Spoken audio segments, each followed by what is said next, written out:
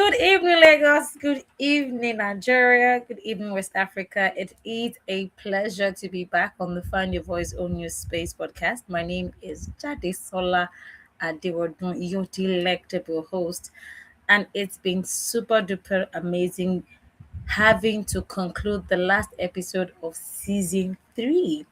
If you're new here, the Find Your Voice on Your Space podcast is a podcast where conversations with career professionals, business leaders, entrepreneurs, creatives are had, where they get to share how they found their voice and how they are currently owning their spaces in their different spheres of influence. And we've had beautiful conversations with amazing over, well, exactly 30 individuals because today we have our 30th guest on the show, and I'm super duper excited to have him on the show. I mean, last week, our last um, guest was or rather is a voiceover talent, and you can do well to watch all previous episodes on our YouTube channel at Lady Jade Global on YouTube and on LinkedIn at Jade Sola Adewoduna. Remember to subscribe to the YouTube channel. It's very, very important so that you get notifications when a new video is up.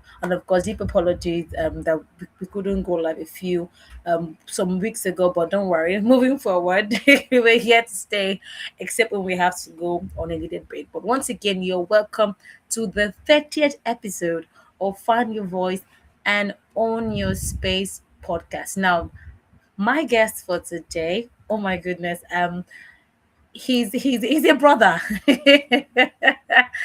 And I'm super delighted to be doing this with him. And he's quite a storyteller. He's a fun photographer and a filmmaker.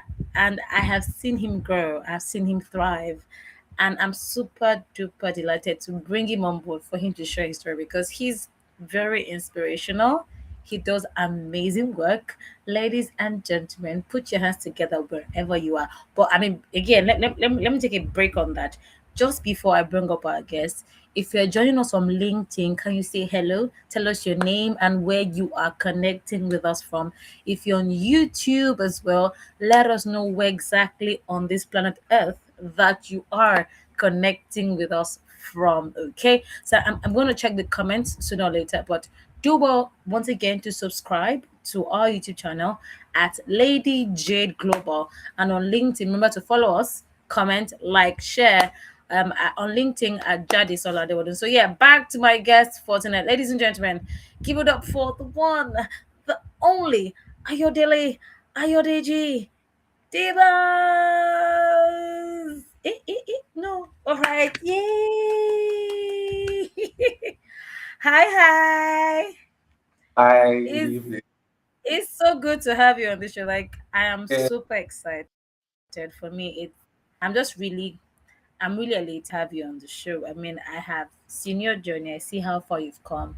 I see the amazing work that you do. I see where well traveled you have been because of the amazing work that you do. And I really hope that anyone watching this episode and probably watch in the future will be able to draw a lot of inspiration from you and be able to find their voice irrespective of where they are in their journey. So let us meet you. I mean, I know you. So let's so tell us who is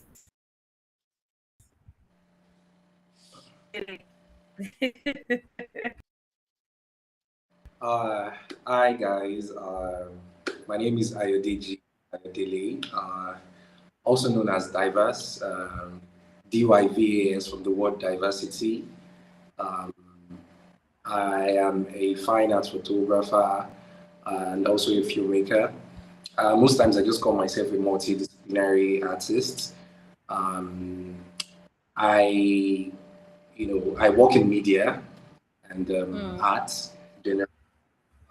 Uh, what else again am I supposed to say about myself? Relationship. Yeah,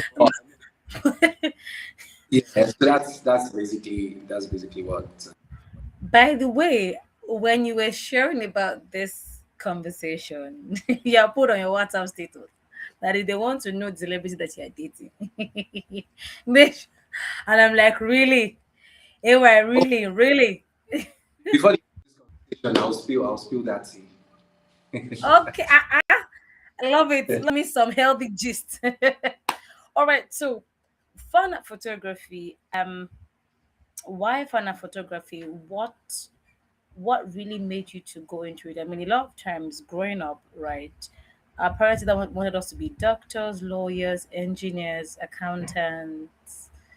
I mean, name the white collar gigs, right?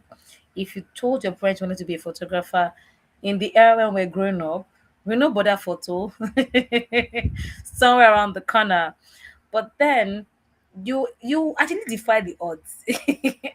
And you became a photographer, and of course you evolved into being a filmmaker. So why photography in the first place? That's a very interesting question. Thank you very much. And the reason is that I want to what's the word?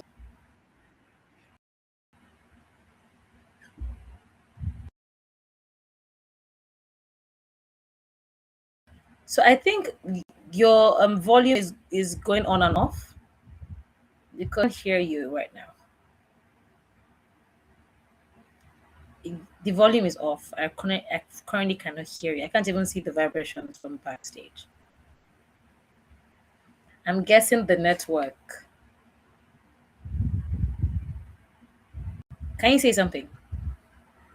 I can't hear you. Okay, maybe you should try to go um off and then come back. All right. Okay. I mean, this is one of the technical, but anyways, once again, in case you're just joining us on the show, this is the Find Your Voice and Own Your Space podcast. I am your host, Jade Sola Adewodun. And like I said, this is the 30th episode doing this. And I can assure you that it keeps getting better. It's been an amazing journey having conversations with business leaders, with entrepreneurs, with career professionals sharing their story.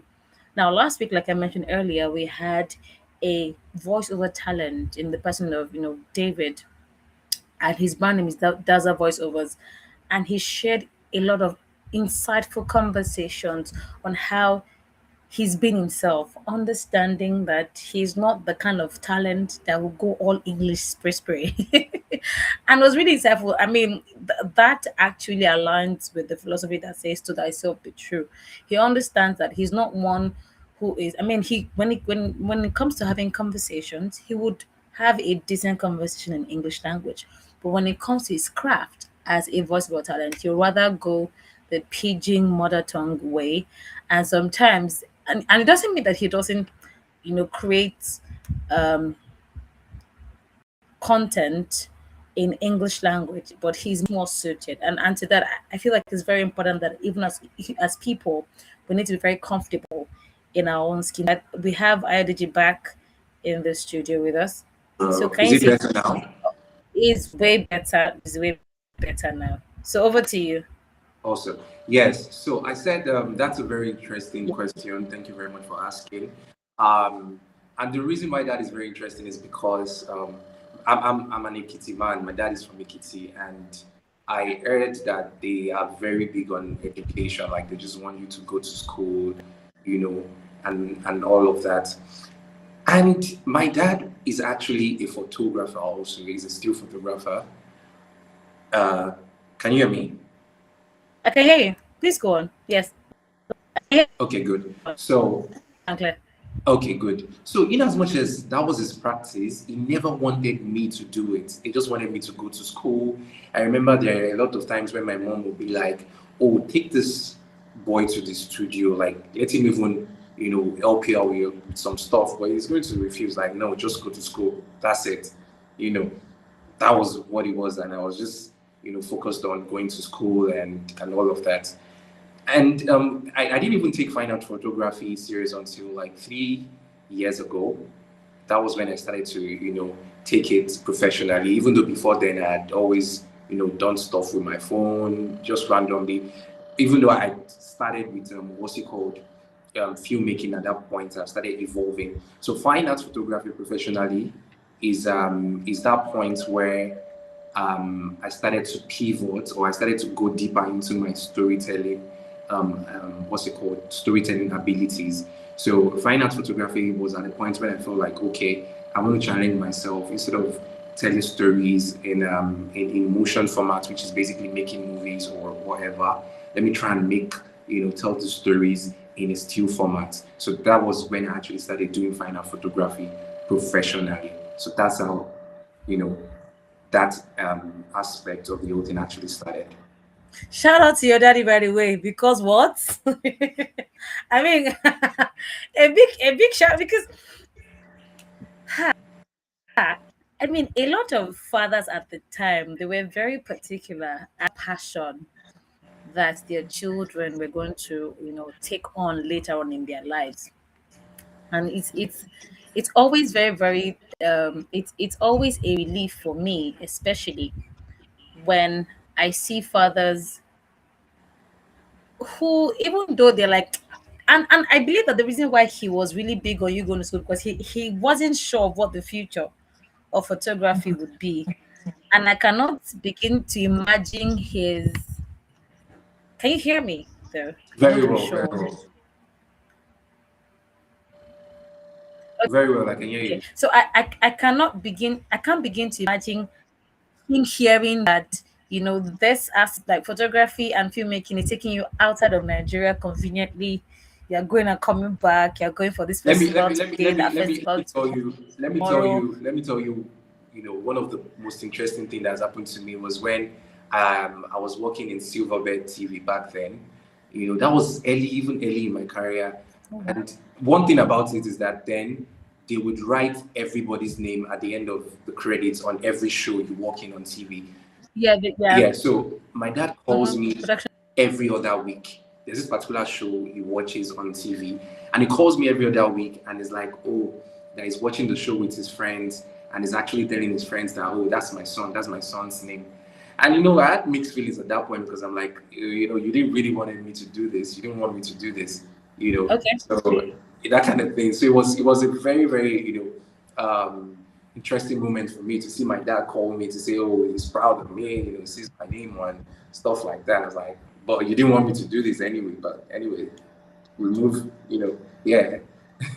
That is super amazing. I mean, for me, I'm grateful that at least you had your parents support, because I mean, there's some people that their parents are like, no. Oh, mhm. I mean, in my case, my mom wanted to be a doctor, right? My mom wanted me to, but I ended up becoming a teacher. She was, initially she was averse to it, but after a while, she then had this really grand interview when she was about to retire. And she goes, oh, my daughter is still on the but I'm like, where's you? Who? Which button? Like, When did we have this conversation? What? So I mean, I cannot begin, and I feel like that is very what's the word? That is assuring for your dad, saying your name on big stages, then mhm. seeing that you're now having to go outside of the shores of Nigeria with your craft. Because at the time, he wouldn't have understood that this will go this big. You I didn't even understand. know So myself. I it's didn't really, even know really myself. well. With the advent of AI, it keeps evolving. I Mm. strongly believe that everything keeps evolving with time. All right. So I mean, that being said,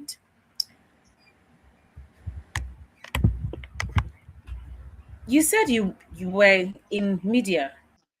How did that connect? Because again, I feel like photography probably would have started in school, but what then branched out into filmmaking? If So it was me doing everything I found myself, doing at every point in time. I didn't start to connect all of Hmm. that until 3 years ago. That was when I started to connect all of these pieces. The first time I took a picture, I took pictures. I was in SS3. It was our end of the year party, and before then, I had never handled a camera before. Um, and it was just either my intuition for me. I just told my dad, I said he should give me one of his cameras that I wanted to take pictures at our valedictory service in school. And he accepted, he got me the camera, and I just went there. And I don't know, I guess maybe it just runs in the blood because I think I did a great job because I had a lot of customers, a lot of people. I made a lot of money at that point in time, like so much money. So that was even the first time that I actually handled the camera, and it was pretty nice. So I was just doing things basically, like okay, because after then I didn't do photography anymore. Like after that SS3, I didn't do anything based in photography. Then I started to do computer operations, basically typing and all of that. Then I started doing video editing, no, graphics design first. I started graphics design and I'm like, okay, you know what? I want to make this graphics actually move. And I started doing motion graphics and video editing, you know. And I remember my video editing started when one of my friend called me from school. She was in I think, is it Bowen or Babcock? I can't remember. And she said she has a project. She needed something done. Like, can I do it? I've never done it before. I said yes, I could do it because I mean I've seen my dad do something like that. And I took on the project. I learned. Oh yeah, I had to go watch tutorials just to get that thing done, and that was how I started editing videos. Like, oh, this is actually not bad. I can actually. And another thing again was that I think I was in competition with my dad, low key. Yeah, I think I was actually in competition. Yeah, because one of the things that I did was I would make sure that every single thing I did was better than what he does. That was what I was aiming to. Because me and my dad, we were not friends. We were always arguing. We were always fighting. We are always fighting. Oh yes, always. Trust me, always fighting. So I just wanted to make him see that no, I can do this thing way better than you. So that was it. Because I remember that particular project from that my friend, it was the same software that he uses to edit. That was the same software I used. But I wanted to show him that I can do way better than you on this software. That was what was in my mind. Oh yes. So for me, it was just okay. I get bored easily. So when I do this for a while, I'm like, okay, you know what? I want to expand this. I move into this. So it was after then that I got a job as a graphics designer. Uh, then in the firm where I was working, then they needed someone to handle the camera. Then my boss bought a camera then, and it was like, okay, in the next 1 week or 2 weeks, you are going to film an event. I had never done that before, and in my mind, I'm like, okay. I started learning. I picked up the camera, and that was how I started videography. Honestly, when it comes to filmmaking, I was in the drama department in school, and I'm sorry, in church, and we wanted to do some film projects. And they're like, oh, okay, we'll need post production. I was like, I can do it. I've never done it before, but I said I can do it. And they said, okay, we shot it. I went ahead, started editing. A lot of things happened. A lot. It wasn't easy. The challenge was a lot, but that was how I started editing movies. So from there, then I started working. Officially. I started from Silverbird. I was doing still and motion graphics design. Then from there, I went to Temple. I was doing videography and also production. Then from there, I've been able to just expand it to what I call myself as a multidisciplinary, artist. And I also feel like every single part of what I do connects. Every single part of what I do connects. It helps me tell story better. And I believe that there is no medium that I cannot use to tell stories at this point. So that is where I find what's it called? That's how I found myself into fine art photography professionally at the moment. I love how you did not just stay on one thing. I mean, you were able to know which craft stayed at what season, and then you're able to move on Yeah. at some point. But I mean, like you already said, everything felt like it just kept connecting because graphics design, photography, motion graphics, because when you combine all of that together, that's actually filmmaking. Yeah, yeah, yeah, yes, Because absolutely. and and honestly, I can understand that beef with your dad because Oh, again, there's also the ego part of what do you know? I give it, exactly. But I mean, I'm grateful that at some point he had to, and for him to tell you in his own words and his own he's proud of you.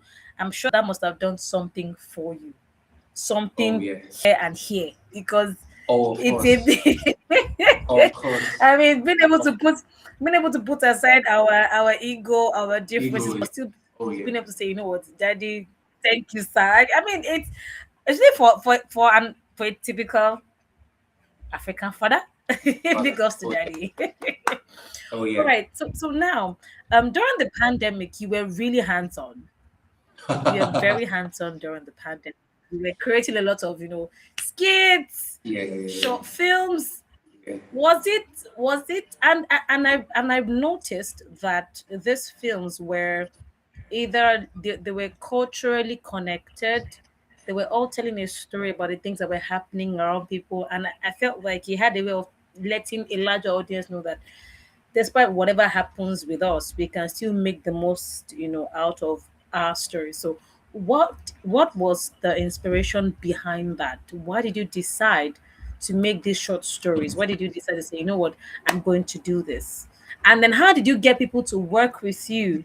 Because it was the pandemic. You're supposed to be practicing social distancing. Where people live in the same compound. How did you do So, it? so you see, it wasn't intentional. That's what I'm just gonna tell you. It wasn't Mm, intentional. It wasn't strategic. I must be honest with you. I think it was just from a place of curiosity. I'm always curious. So I'm always curious. I'm always, and my friends around knew that I was always ready to do anything. Okay, so we did a PSA during the pandemic, which was mhm. basically to sensitize people about and my friend Mr. Movies is a cinematographer, a very very big cinematographer by the way. Shout out to Mr. Movies. So he hit me up and he was like, okay, that they just got this new camera and these new camera lenses, blah blah blah thing. There's nothing they want to use it for. That and it's bored. We should link up. We just found a way to just okay. I think then there was curfew, so it wasn't like total lockdown, and we just and the funny thing on that production was that I didn't even do anything editing. I didn't do post production. I actually acted in it because that's also something I do.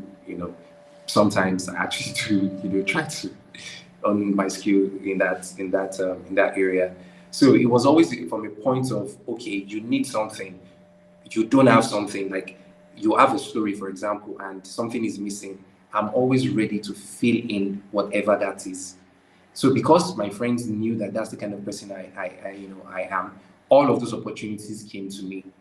All of those opportunities came to me. So it was from a place of curiosity. They know that, oh, if you bring this kind of problem to Diverse, he's always ready to solve it. Even if he does not know how to solve it, he's going to go and learn how to solve it. I just hated people saying, oh, the reason why I've not done this is because I don't have this. I'm going to try to prove you wrong that money is not the reason why you've not, actually done that. So that was what was key during that pandemic. So it wasn't like I was strategic about it. I wasn't intentional, but it was just me being curious and people actually finding me with those opportunities. All the collaborations I did, I think I did about maybe 4 short films. I can't really remember, but it was from a place of curiosity. I don't know if that answers the question. It does. It actually does answer the question because that is how creativity comes to being. Mhm. The Thomas Edison, he Yeah. kept he kept going on because he felt like, okay, this can work like this, because if he wasn't curious enough, we wouldn't have the light bulb as we have it Oh, today. yeah. And even with his invention, it has evolved over time because somebody was curious to say this thing can be better. This thing can be better. This thing can be better.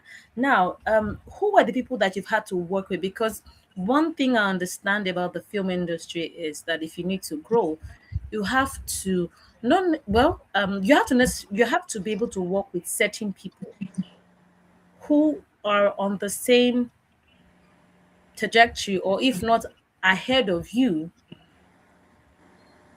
that are mirrors of possibility for where you want to be. So who are these strategic people that you had to work with? Because the truth is, when we work alone, we would actually make a good journey. But if you go with people, we can go further. Father. Right.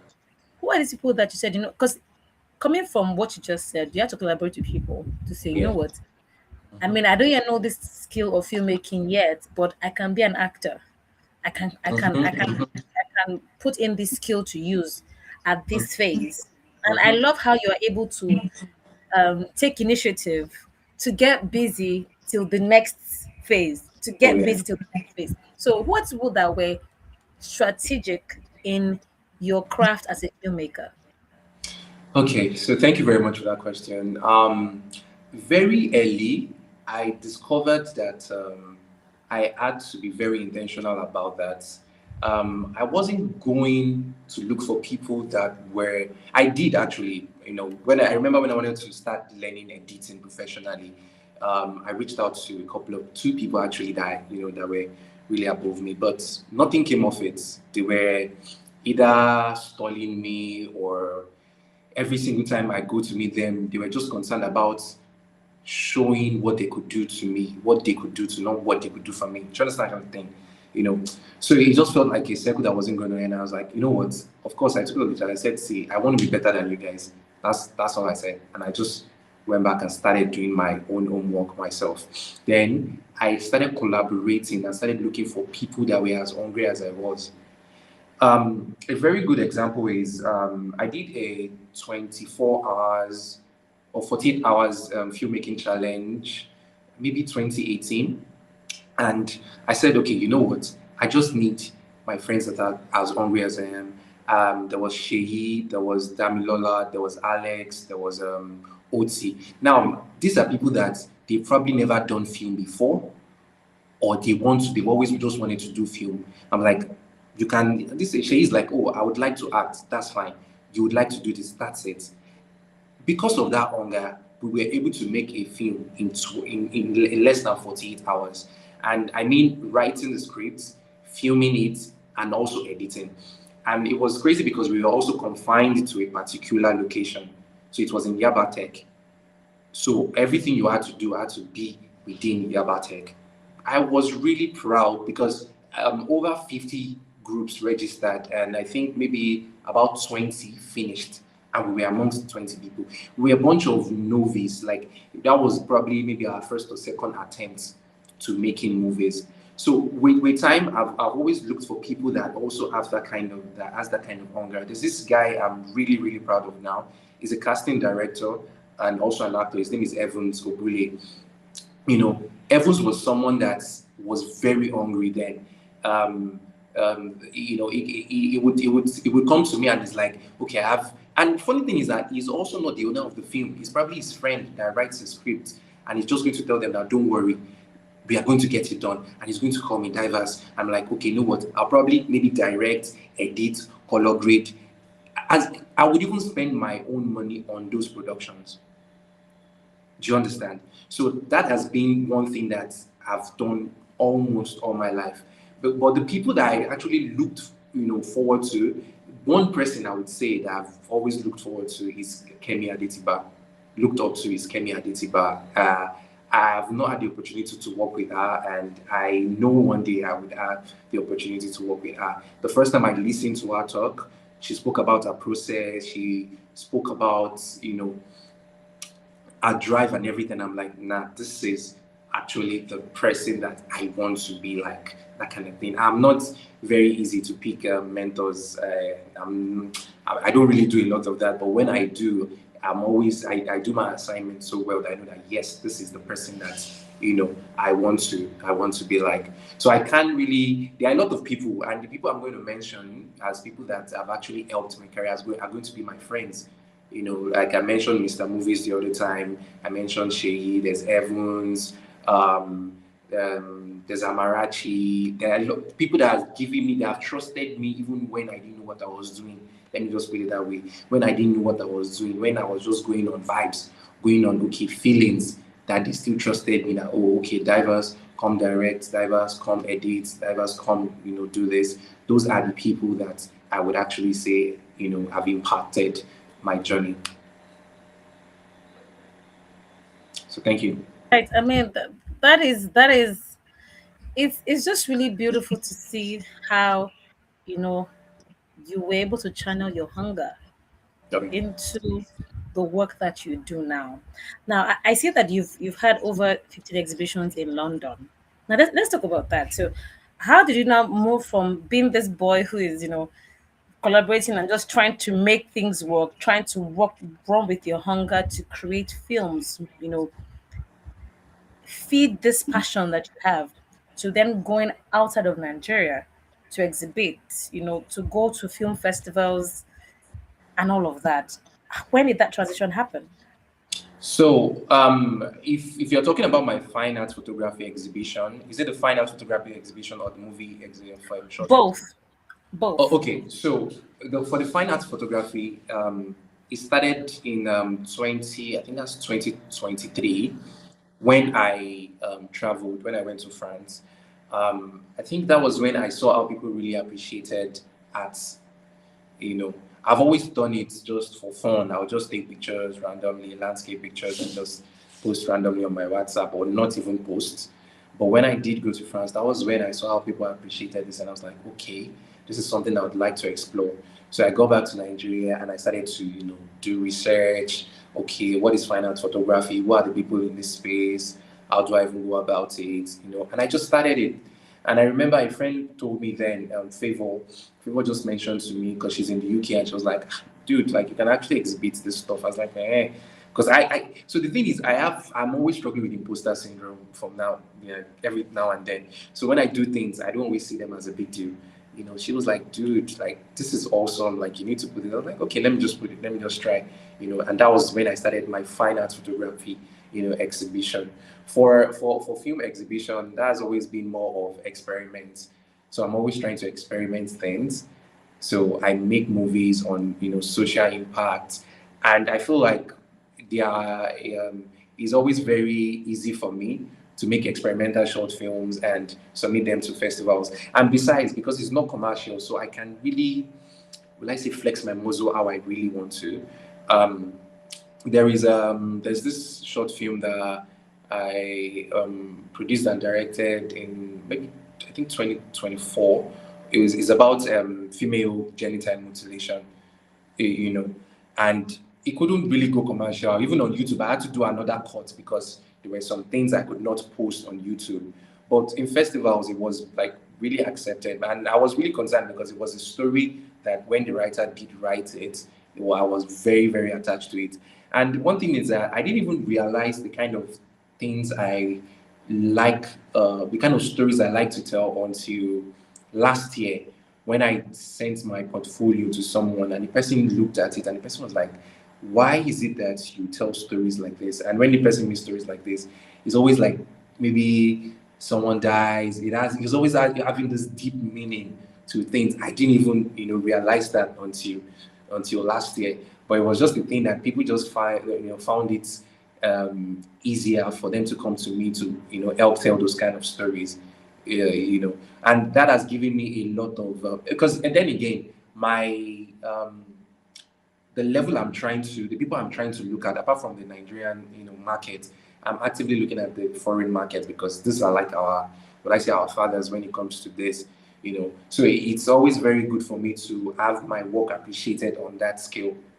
You know what I mean? In as much as it doesn't really amount to validation, but having your work appreciated on that scale. So that's why those exhibitions for me were really, really crucial.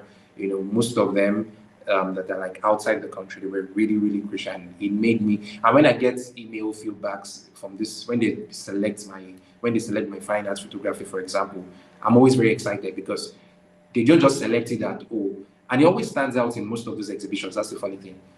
It stands out most times, because probably what they are saying is different from what every other person is doing.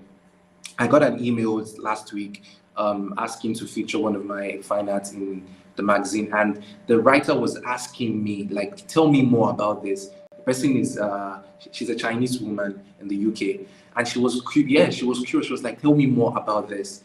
And basically, the pictures were about boats, Third Milan Bridge, Marco Polo, and she was like, tell me more about how you guys use water in your. So I was very, very intrigued, by that. It made me, oh yes, like, I'm actually making sense. I'm actually, making impactful things. And for me, fine art photography was came at that point where I want to start making impact. Everything I've been doing before now were just based on what I find doing, and let's just vibe with it. Do you understand? Yeah, that's the honest truth. I was just, oh, okay, this is it. Let's just do it. This is it. Let's just do it. But fine art photography is like, okay, let us make sense of this. Let us make sense for this. Let us actually strategically contribute to a particular cause. So Okay, all right. I mean, because as you're contributing with impact, one question in my mind is, are you making money, my dear? Because hold on, sooner you're gonna be a husband man. Sooner you're gonna send, I mean, you'd have children, you have responsibilities. mhm. Right, so, and it is beautiful. And when you were speaking about the Chinese woman who wanted to know more about, third millennium bridge and how we use water and everything, something came to mind, and it's how we, the custodians of these elements, take these things for granted. Yeah. I mean, just the way we would look at the great Chinese wall and like, oh wow, oh wow. I'm sure in China they're like, we literally grew up on these things. But then now hearing that somebody is fascinated by Makoko water and terminal, be like, ah, we don't know that. And it is the way life is. You don't know the value of something or you don't give as much value to it Yeah. until someone Someone that else. then Yeah. that particular image. I mean, earlier today I was doing some designs for myself, Okay. for some carousel that I was working on, and I needed pictures to create what what I wanted to communicate to my audience. And so when you're talking about that woman, I could relate to where she was coming from, because there are times where some images just better convey what is in your heart. It is the closest to what you can show your audience that this is a pictorial evidence of what I'm trying to talk about, right? And it's always very, very important that we pay attention to the things that we do, because you never know who is going to need it. So you have to be able to trust your instincts. You have to be able to pay attention to the concerns that you have in your heart when you feel the need to just do something. I mean, who would have known that just a picture, you taking a picture from third mainland or around certain waterside communities would inspire somebody in the UK. So it's very, very important. And I'm saying that to say that whatever your hand finds to do, it's very important that you do it excellently well. You do it so well, because you never know where exactly it will meet you. Once again, it's still the Find Your Voice and Own Your Space podcast. And of course, we're about 37 minutes into the conversation, and hopefully we're able to wrap things up just before 8 o'clock. My name is Jadisola Adewodun. And if you are joining us from YouTube, please let us know your name and where you are joining us from. If you're joining us on LinkedIn, I mean, I can see Isaac Ibiloye all the way from LinkedIn. Thank you so much for joining us. Ayodeji is back now with us. He's back. Is back with us. All right, welcome back. So I mean, Sorry about that. just before, no, it's fine. Just before you went about, I was saying how it's important that you never can know what you would do that would interest somebody else somewhere, and I mean, God bless your friend. I mean, who would have? And it's because she's in a place where they appreciate that, where art, that kind of art, cultural art, is deeply appreciated. I mean, I have a friend who's currently running her PhD in the UK. And the times where she's also an architect, and the times where she has to like go to certain parts of Europe to make presentations, Yeah. and because she's focused on spatial architecture, which Oh, is okay. a yeah, she's her major is spatial architecture, and how there's some images where I mean she's like really fascinated by, and I mean, like I was saying earlier, I can relate with that Chinese woman, because there are times where there's something in your mind and you're looking for the closest thing to help you describe that thing to your reader Yeah. so that they get it. I get it. Yeah. Because sometimes some words, when you put things in text, it's just abstract. But when Yeah. you have a Have it picture in a representation pictorial of your, representation. Yeah. like they you, oh I don't know why, but I just it's really it's a very exciting conversation right now, and I'm just really really excited now. I'm going to ask you this now. It's a good thing that you understand fine art photography and you understand filmmaking. Now, when you have to tell a story, when do you decide that I want this to either be an image or I want this to be a film over time? I mean, both expressions still stand the test of time. I mean, we have images, and thanks to AI, that is making old pictures a reality right now. But when a script comes to you, how do you decide, okay, maybe we should have more pictures of this particular project, or you know what, let's do a combination of both still images and motion, or let's just make it fully motion? Because even though I know that, I mean, with my experience with some filmmakers, you know that sometimes on set we still have some, still image moments where you have to take pictures, BTS Yeah. and whatnot. But there's some projects that you have to then decide which one is motion, which one is still image. So at what point do you then decide, or does it have to Uh, be like a collaborative effort? so the thing is, that decision is based on my current, like say current standing. When I mean standing, how busy am I? How much time can I put into that project? A very good example was there's this artwork I created. I named it "Unending Circle." It's about menstruation, actually. You know, yeah. So the first time I conceived that idea, I wanted it to be a documentary film. That was the idea. I, you know, I wanted it, to be like I, wrote the first draft and all of that. But it was taking time to actually, because I mean, needed funds to shoot, and maybe my 9 to 5 was taking my time and everything. And I was like, you know what? If I cannot achieve this in a movie, then let me even challenge myself to get this done, via pictures. So that's on Andy's Circle. That series first was a documentary film before I now converted it into a picture. So most times it's always based on the resources I have. Unfortunately, but that's what it is. That's with the country that we currently find ourselves in.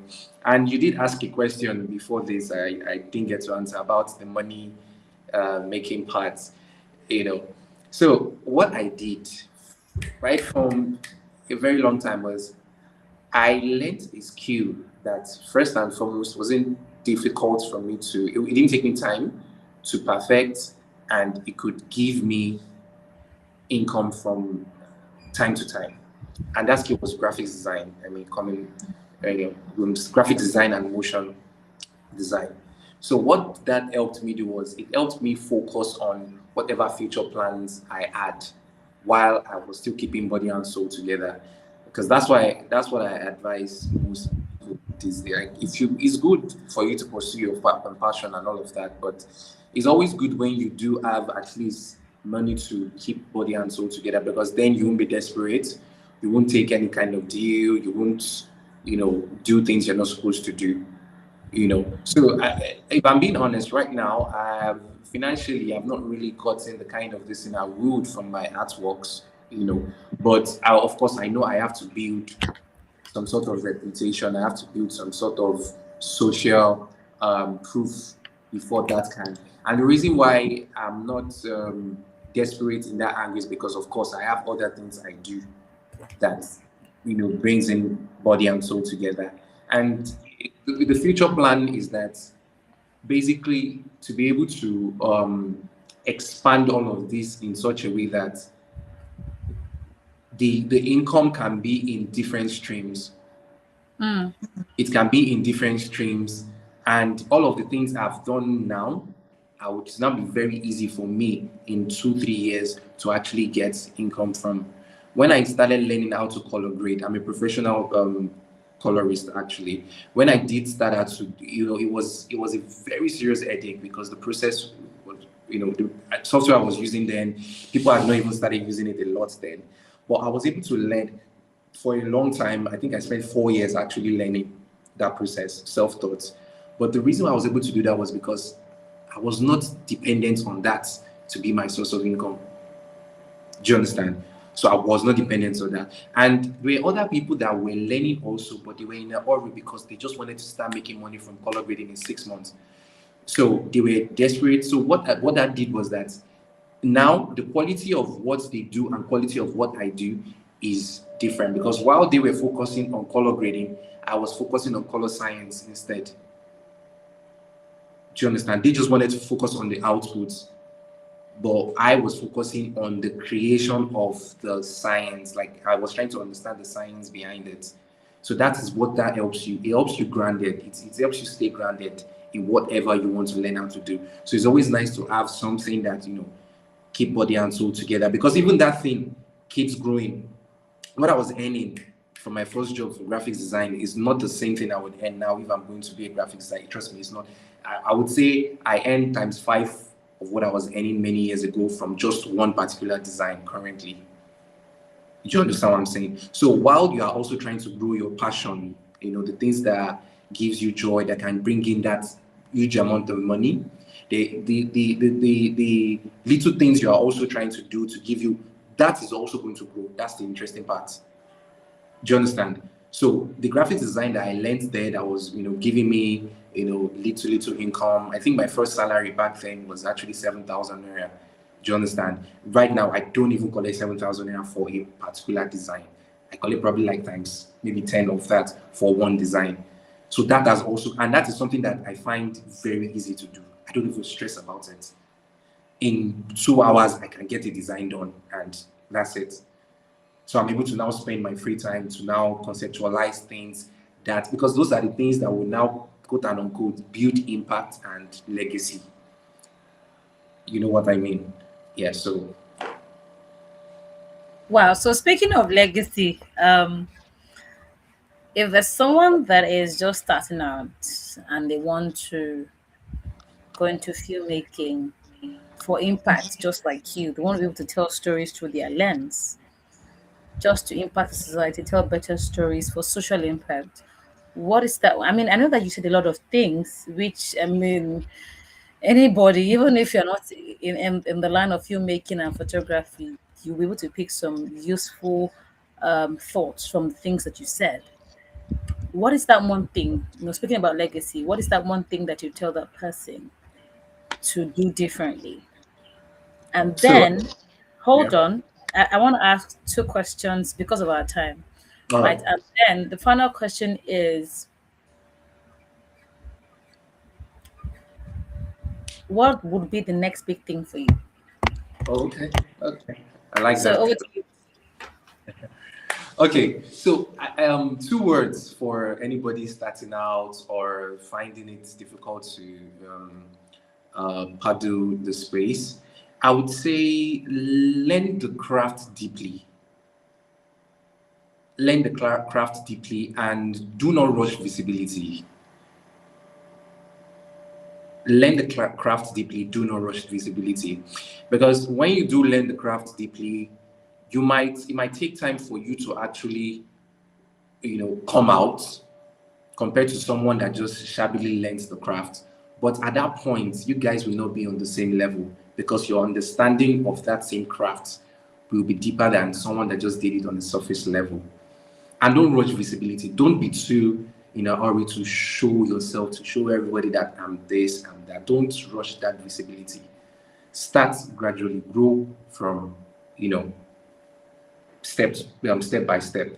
So that's basically the two things I would advise anybody starting out or trying to paddle the space.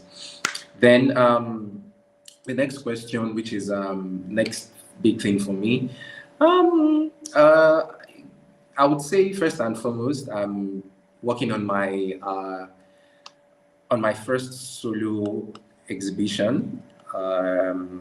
Yeah, that's what I'm working on. I actually plan to do two of that, one in Lagos and one in the UK by the grace of God. Hopefully before the end of the year, would I would get to see that actualized. Just a sneak peek. This is the first time I'm actually saying this like publicly. The name of the exhibition is "The Ones Already Here." Yeah. It's a four-part exhibition about beauty, consciousness, resilience, and presence. Yes, that's what that is about.